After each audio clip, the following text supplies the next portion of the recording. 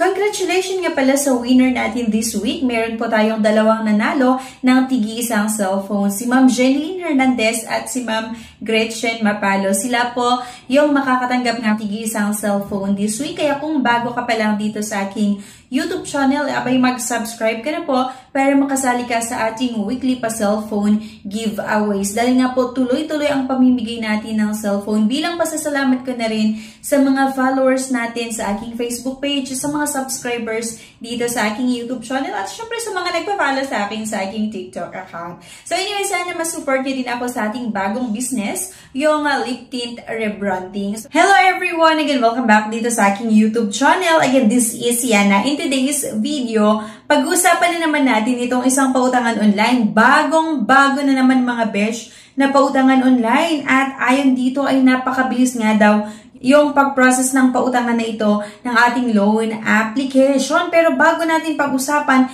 kung ikaw ay naghahanap ng iba pang opsyon na pwedeng mautangan online, meron pa akong nilagay na 8 or 9 link na makikita nyo nga po sa comment section at sa description below. Pwede nyo i-click yung mga link na yan at i-explore kung naghahanap nga tayo ng pwedeng mautangan. Pero disclaimer lang mga besh, hindi po nila ako binayaran para i-endorse sila sa inyo. Base lang ito talaga sa sarili kong experience as a user. Nasa sa inyo pa rin kung gusto nyo siyang subukan or hindi. So maaari kasi mga beshi na okay yung experience ko, pero sa mga iba hindi.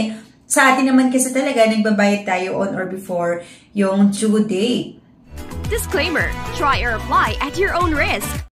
Ayan, so let's get back to the topic. Bali, ang pag-uusapan natin mga beshi ay itong Go Peso under nga daw ng Sumulong Financing Inc. Okay? Kapag i-open nyo siya mga beshi, agad-agad po na mayroon silang gustong i-access sa ating cellphone. So makikita nyo itong user permission.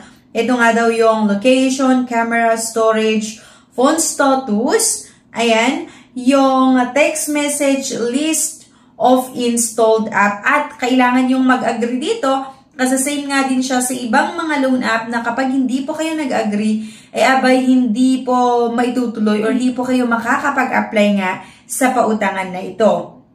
Click nga lang natin yung agree at kailangan yung sagutan itong mga personal information, yung contact, yung identity, at yung loan. Okay? So dito sa personal information, kailangan yung sagutan itong marital status, highest education, email, Facebook, diba? Pati Facebook mga besh, kailangan nyo daw ilagay dito at current address, detailed address.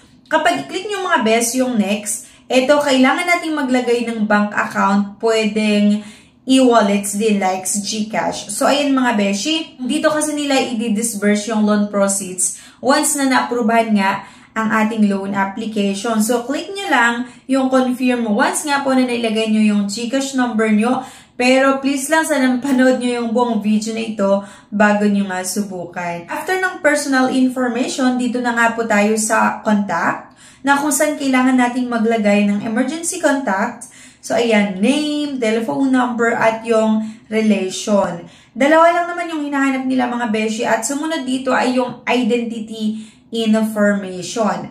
Kailangan yung mag-upload mga besh ng isang valid ID at handheld ID. Yung tipong hawak magse-selfie ka, hawak-hawak nga po yung ID. At syempre, ID type, yung ID number, yung kompletong name nyo. At once mga besh na na-submit nyo ang inyong loan application, ay makikita nyo nga na merong nakalagay na maximum amount na 20,000 pesos. Okay? 5 minutes yung nakalagay dyan, time na pag-process nila ng ating loan application. At kung makikita nyo mga beshi, merong nakalagay na audit status. A few moments later. Pero mga besh, after ilang oras ng pag-a-apply ko sa pautangan na ito, ewan ko kung totoo ba na nagpapautang ba talaga itong pautangan na ito or hindi. Kasi ilang oras na yung lumipas talaga and wala pa rin status yung application ko. Diba? Mas malala siya sa ibang mga loan app. Ewan ko kung may problema sa application ko.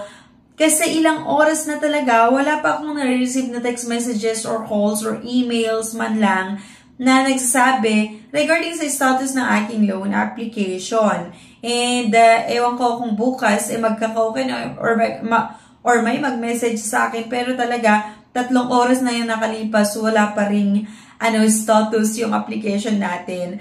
Pero syempre siguro sa iba merong naprubahan. Kaya lang nung i-check ko kasi sa Google Play Store yung review nung ibang nag-try nga na subukan itong si GoPeso, meron pala silang same experience sa akin na kung saan lumipas na yung ilang oras pero wala pa rin silang natatanggap ng status ng kanilang loan application, or wala pa rin silang balita kung approve ba or declined. Parang same daw sa akin na puro auditing. At eto na nga, meron pang nagsabi na 3 days daw pero still in process pa rin yung kanyang application.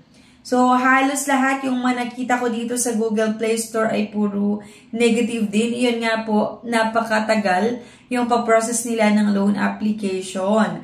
So, meron pang nagsabi, they are just collecting your info when you fill up their application form and ask for 5-star. Then, they just reject your application. Kaya, nasa sa inyo kung gusto niyo siyang subukan or hindi. Pero para sa akin, nagsasayang lang tayo ng oras. Kasi nga po marami yung nagsasabi talaga, parang ilang oras na ilang araw, wala pa rin status ang kanilang loan application. At nahirapan din akong makakita ng comment or ng review na kung saan approve ang kanyang loan application dito sa Google Play Store.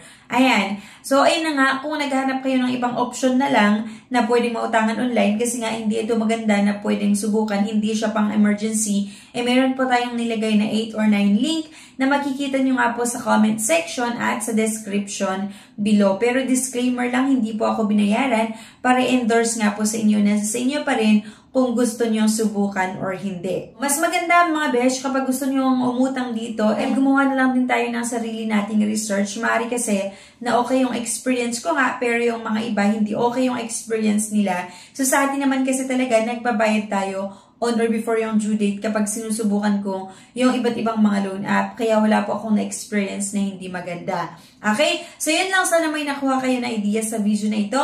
Please don't forget to click the subscribe button. Sana i-like niyo yung video na to at i-share niya rin. Thank you guys and bye-bye.